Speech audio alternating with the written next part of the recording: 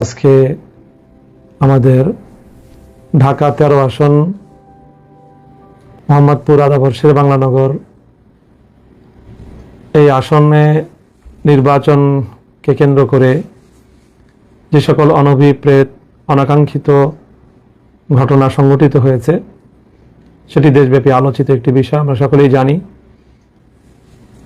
বিগত ত্রয়োদশ জাতীয় সংসদ নির্বাচনে যে আসনগুলোতে ব্যাপকভাবে ইলেকশন ইঞ্জিনিয়ারিং হয়েছে এবং জনগণের রায় ছিনতাই করা হয়েছে অত্যন্ত নগ্নভাবে, তার মধ্যে সবচেয়ে আলোচিত আসন হলো ঢাকা 13 আসন। এখানে জনগণের যে ভোট এবং জনগণের যে রায় সেটাকে সুস্পষ্ট ষড়যন্ত্রের মাধ্যমে ছিনতাই করা হয়েছে এবং সেই ছিনতাই কাণ্ডের সাথে অত্যন্ত দুঃখজনকভাবে বাংলাদেশের দায়িত্বশীল অনেকগুলো মহল এটার সাথে জড়িত। তার সুস্পষ্ট বিভিন্ন প্রমাণাদি এবং ঘটনা প্রবাহ আমাদের সামনে বিদ্যমান রয়েছে। সেই সাথে আমি কথাও বলতে চাই যে এই নির্বাচনে আমরা আমাদের নির্বাচনকে নিয়ে আমরা আমাদের অভিমত ইতিমধ্যেই একাধিকবার ব্যক্ত করেছি। নির্বাচনটি ছিল দৃশ্যত সারাদিন অনেকটাই শান্তিপূর্ণ, সুশৃঙ্খল এবং মানুষের ব্যাপক আগ্রহ এবং উদ্দীপনা একটি উৎসাহব্যঞ্জক পরিবেশে নির্বাচনটি সম্পন্ন হয়েছে। নির্বাচনটা যতটা সুন্দর, অংশগ্রহণমূলক এবং মানুষের উদ্দীপনার মধ্য দিয়ে আয়োজিত হয়েছে, কিন্তু সন্ধ্যার পর থেকে ফলাফল গণনার ক্ষেত্রে তার রিফ্লেকশন এবং তার যথাযথ বাস্তবায়ন আমরা দেখতে পারিনি। ফলাফল গণনার সময় নানা ধরনের ছলচাতুরির আশ্রয় নেওয়া হয়েছে, প্রতারণা করা হয়েছে এবং এক কথায় বলতে গেলে ইলেকশন ইঞ্জিনিয়ারিংয়ের মাধ্যমে টার্গেটকৃত ব্যক্তিবর্গকে তাদের জয় ছিনিয়ে নিয়ে তাদেরকে পরাজিত দেখানো হয়েছে। এবং তার মধ্যে সবচেয়ে গুরুত্বপূর্ণ যে আসনটিতে এই ইলেকশন ইঞ্জিনিয়ারিংয়ের মাধ্যমে জনগণের নির্বাচিত প্রার্থীর জয়ে ছিনতাই করা হয়েছে, তার মধ্যে ঢাকা 13 আসন হলো অন্যতম এবং সর্বাগ্রে। কিন্তু এখানেও সারাদিন দৃশ্যত নির্বাচনের পরিবেশ ছিল অনেকটাই শান্তিপূর্ণ এবং উৎসবমুখর। বড় ধরনের কোনো সহিংসতার ঘটনা এখানে ঘটেনি। সকাল থেকেই আমাদের 11 দলীয় নির্বাচনের প্রতীক রিকশা মার্কার যে সকল পোলিং এজেন্ট এবং তাদের যে সকল স্বেচ্ছাসেবক এবং কর্মীবৃন্দ ছিল তাদেরকে অনেক জায়গায় ভয়ভীতি প্রদর্শন করা হয়েছে, হুমকি ধমকি প্রদান করা হয়েছে এবং আমরা সকাল থেকেই অব্যাহতভাবে গণমাধ্যমে এই ঘটনার প্রতিবাদ জানিয়ে আসছিলাম। আমাদের ঢাকা 13 আসনটি 7টি ওয়ার্ড নিয়ে গঠিত এবং এই 7টি ওয়ার্ডের মধ্যে সকাল ভোর থেকেই সবচেয়ে বেশি আমাদের নেতাকর্মীদেরকে হুমকি ধমকি প্রদান করা হয়েছে এবং অশোভন আচরণ করা হয়েছে আমাদের এই 13 আসনের 34 নং ওয়ার্ডে। স্থানীয় বিএনপি নেতা রাজেশ খানের নেতৃত্বে এই জাতীয় কার্যকলাপ পরিচালনা করা হয়। আমাদের কেন্দ্রের বাইরে বুথগুলোতে আমাদের যে সকল নেতাকর্মীরা ভোটারদেরকে রিসিপশনের জন্য, তাদেরকে ভোটার স্লিপ প্রদান করার জন্য, ভোটারদেরকে এগিয়ে আনার জন্য যে সকল কার্যক্রম পরিচালিত হচ্ছিল, প্রতিটি সেন্টারে, প্রতিটি কেন্দ্রে এবং প্রতিটি আমাদের যে বুথ ছিল সবগুলোতে গিয়ে রাজেশ খান এবং তার সন্ত্রাসী বাহিনী ব্যাপকভাবে সন্ত্রাসী কার্যকলাপ পরিচালনা করেছে, হুমকি ধমকি প্রদান করেছে এবং তাদের অনেককে সেখান থেকে চলে যাওয়ার জন্য প্রাণনাশেরও হুমকি পর্যন্ত দিয়েছে এই রাজেশ খান। এই কথাগুলো আজ আমি ইলেকশনের অনেক দিন পরে এসে বলছি তা নয়। আমি 12 তারিখ সকাল 10টার মধ্যেই এই কথাগুলো আমি গণমাধ্যমে বলেছি এবং রাজেশ খানের নাম নিয়েই আমি আমার এই অভিযোগের কথাগুলো সেখানে ব্যক্ত করেছি। তবে সেখানে আমাদের পক্ষ থেকে কোনো প্রতিরোধ অথবা পাল্টা কোনো তাদের উপরে কোনো হামলা অথবা কোনো ভয়ভীতি প্রদর্শনের ঘটনা ঘটেনি। আমাদের নিরীহ লোকজন তাদের ভয়ভীতি যতটুকু উপেক্ষা করে সম্ভব হয়েছে কার্যক্রম পরিচালনা করেছে।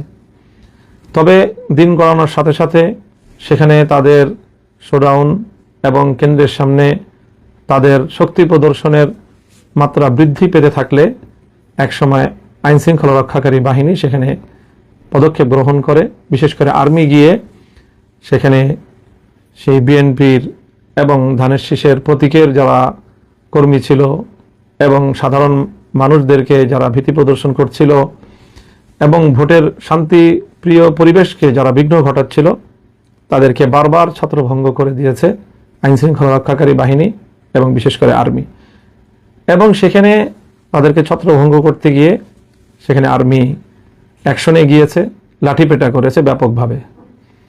এবং সেই লাঠিপেটায় সারাদিন বিভিন্ন কেন্দ্রে বিএনপির অনেক নেতাকর্মী, ধানের শীষের অনেক নেতাকর্মী তারা আঘাতপ্রাপ্ত হয়েছে। ক্ষেত্র বিশেষে তাদের সাথে সাথে আমাদেরও অল্প কিছু লোক আর্মির সেই প্রহারের শিকার হয়েছে এবং তারাও আহত হয়েছে। এবং সেই আহতদেরকে আমি 12 তারিখ রাতেই তাদের শয্যাপাশে গিয়েছি এবং তাদের চিকিৎসার ব্যবস্থা আমি গ্রহণ করেছি। আর্মির এই আক্রমণ এবং তাদের ছত্রভঙ্গ করা, শান্তি শৃঙ্খলা রক্ষার এক পর্যায়ে ওখানে আমাদের লোকজনও যেরকম কিছু আহত হয়েছে, আর প্রায় 90% জন বা তার চেয়েও বেশি সেখানে আক্রান্ত হয়েছে ধানের শীষের নেতাকর্মীরা। কারণ তারাই সকাল থেকে ভোট কেন্দ্র দখল করার এবং ভোটের পরিবেশ নষ্ট করার, ভয়ভীতি প্রদর্শন করার এই সকল সন্ত্রাসী কার্যকলাপগুলো পরিচালনা করছিল। এবং এতে সবচেয়ে বেশি ভূমিকা ছিল রাজেশ খানের। সেই রাজেশ খানের কর্মী বাহিনীর সাথেই আর্মি তাদেরকে ছত্রভঙ্গ করতে গিয়ে তাদের উপর লাঠিপেটা করে এবং সেই লাঠিপেটায় তাদের মধ্যে অনেকে আহত হয়েছে। এবং সেই আহতদের মধ্যে রাজেশ খানের নিকটাত্মীয় একজন হায়দার আলী নামে এক ব্যক্তি ছিলেন। সেটা আমরা আগে জানতে পারিনি, তাদের পরিচয় শনাক্ত করা যায়নি। আজকে ধানের শীষের প্রার্থী হয়তো আগাম তারা অনুভব করেছিল যে হায়দার আলীর তার অবস্থা শোচনীয়, আর্মির লাঠিপেটায় গুরুতর আহত এবং আইসিইউতে সে সম্ভবত ভর্তি ছিল। এবং আমরা আশঙ্কা করছি যে তার অবস্থা সংকটাপন্ন এবং তার মৃত্যু নিশ্চিত জেনেই সকালবেলা ধানের শীষের প্রার্থী একটি এখানে সিন ক্রিয়েট করেছে এবং আমাদেরকে বা আমাদের উপর এর দায় চাপানোর জন্য একটি নাটক মঞ্চস্থ করেছে। এবং সেই নাটকের মাধ্যমে মূলত তাদের সন্ত্রাসী কার্যকলাপ, রাজেশ খানের এই দখলদারি, সন্ত্রাস এবং ভোট কেন্দ্র দখল করার তাদের এই প্রবণতা এবং তার প্রেক্ষিতে সেনাবাহিনীর পদক্ষেপের বিষয়কে আড়াল করার জন্য শাক দিয়ে মাছ ঢাকার একটি প্রবণতা হিসেবে হঠাৎ করে আজ ইলেকশনের এতদিন পরে এসে এই জাতীয় ঘটনার দায় রিক্সা মার্কার নেতাকর্মীদের উপর চাপানোর চেষ্টা করা হয়েছে। আমি মনে করি এটি একটি দূরভিসন্ধি এবং ষড়যন্ত্রমূলক ঘটনা। কিছুক্ষণ পূর্বে আমরা দেখেছি সামাজিক যোগাযোগ মাধ্যমে রাজেশ খানের এবং তার সহকর্মীদের মাধ্যমে তারা যেই সংবাদ প্রচার করেছে সেখানে ওই হায়দার আলীর নিহত হওয়ার সংবাদ প্রচারিত হয়েছে। এবং আবারও তারা ওই শাক দিয়ে মাছ ঢাকার মতো মিথ্যাচার করে আর্মির হামলায় আহত হয়ে এবং শেষে নিহত ব্যক্তির এই ঘটনাকে তাদের সন্ত্রাসী কার্যকলাপ, রাজেশ খান তার নিজের অপরাধকে ঢাকা দেওয়ার জন্য সে আমাদের উপর এর দায় চাপানোর অপচেষ্টা চালিয়েছে। আমরা এই অপচেষ্টার তীব্র নিন্দা জানাই এবং সেখানে স্বাভাবিকভাবেই সিসিটিভি ফুটেজ থাকার কথা প্রতিটি কেন্দ্রকে সামনে রেখে সেখানে কি ঘটনা ঘটেছিল, সেনাবাহিনী কেন তাদের উপর হামলা চালিয়েছিল। আমাদের কাছে একাধিক প্রত্যক্ষদর্শীর বরাতে এই সংবাদ এসেছে যে সেই দিন রাজেশ খান এবং হায়দার আলী তারা আর্মিকে চ্যালেঞ্জ করেছিল এবং আর্মিকে তারা সেখান থেকে হুমকি ধমকি দিয়ে আর্মির সাথেও অসদাচরণ করার প্রেক্ষিতে আর্মি তাদের উপরে চড়াও হয় এবং তারা আর্মির দ্বারা লাঠিপেটার শিকার হয় এবং সেই ঘটনারই প্রেক্ষিতে এই মর্মান্তিক বিয়োগান্তক ঘটনাটি ঘটে যায়। কোনো মানুষের প্রাণহানি এটি অবশ্যই আমাদের সকলের কাছে অত্যন্ত মর্মান্তিক একটি বিষয়, দুঃখজনক একটি বিষয়। আমরা এই নিহত ব্যক্তির হায়দার আলীর মৃত্যুতে গভীর শোক প্রকাশ করছি এবং এই ঘটনার যথাযথ সুষ্ঠু তদন্ত সাপেক্ষে যারা তাদেরকে নিয়ে এই সন্ত্রাসী কার্যকলাপ করেছিল, ভোট কেন্দ্র দখল করার পায়তারা চালিয়েছিল, মহড়া দিয়ে ভীতি সৃষ্টি করার এবং আতঙ্ক সৃষ্টি করার অপতৎপরতা চালিয়েছিল, তাদের বিরুদ্ধে যথাযথ তদন্তের মাধ্যমে প্রকৃত ঘটনা উদ্ঘাটন করার দাবি জানাই এবং সেই সাথে কেন এইভাবে আঘাত করা লাগলো বা হলো, এর সাথে দায়ী কারা, সিসিটিভি ফুটেজের যথাযথ উদ্ঘাটনের মাধ্যমে এই ঘটনা যেন জাতির সামনে স্পষ্ট করা হয়। এখানে একদিকে আমরা তাদের বিরুদ্ধে ইতিমধ্যে ইলেকশন ইঞ্জিনিয়ারিংয়ের অসংখ্য তথ্য প্রমাণ আমাদের কাছে বিদ্যমান থাকার প্রেক্ষিতে বিষয়টি নিয়ে আমরা যেমনিভাবে নির্বাচন কমিশনের কাছে আমাদের অভিযোগ দায়ের করেছি, সে একই সাথে আমরা এই বিষয়গুলো নিয়ে আমাদের আইনানুগ যাবতীয় পদক্ষেপ গ্রহণ করার আমরা পর্যায়ক্রমিক পদক্ষেপের মধ্যে রয়েছি, প্রক্রিয়ার মধ্যে রয়েছি।